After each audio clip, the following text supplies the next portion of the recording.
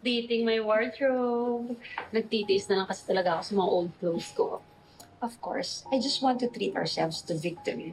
Ngayon pa na naputol na natin ang koneksyon ni na May at Nikki. Wala nang haharang sa mga plano natin. Well, except for Ikit. That's why we still have to be careful. Baka kung ano na naman ang maisip gawin ng babaeng niya. You know how desperate she is. And what if pagbintangan na naman niya tayo sa mga bagay na hindi naman natin ginawa? Or should I say, hindi natin inaamin? Yun lang naman ang kaya niyang gawin. She doesn't have evidence against us. Si Ikit, parang aso lang ngayon. All bark, no bite.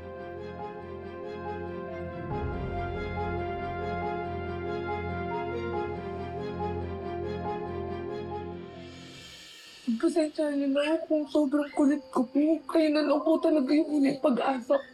Para po malaman ko kung ano po talaga yung nangyari sa tatay ko. Sabihin niyo na po sa akin.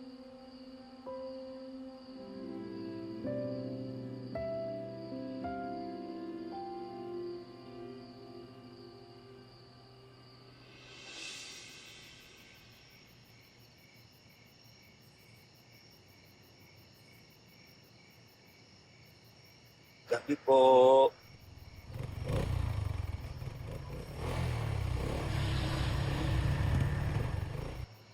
Hayop ka. Kung alam ko lang na hindi kita mapapakinabangan, hindi na sana kita pinakasalan. Lupain mo lang ang gusto ko. At pera mo lang ang habol ko. Tama nga si Ikit. Hindi ako dapat nagtiwala sa'yo. Bitawan mo nga ako, masahol ka pa sa demonyo. Babayaran mo lahat ng mga panloloko mo. Hindi ka pwedeng umalis! Hindi ko pahayaan na gawin mo miserable ang buhay namin. Ano ba?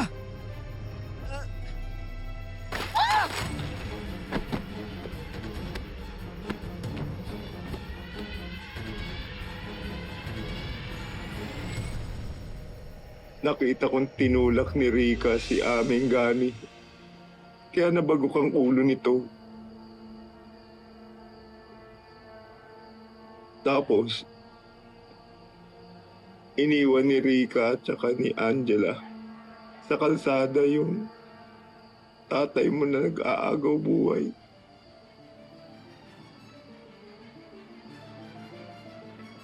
Kung gano'n.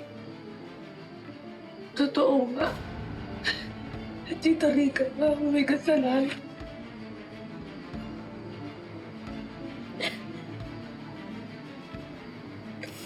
Pasensya na Makasama. Babayaran ko sa lahat ng ginawa niya sa tatay ko.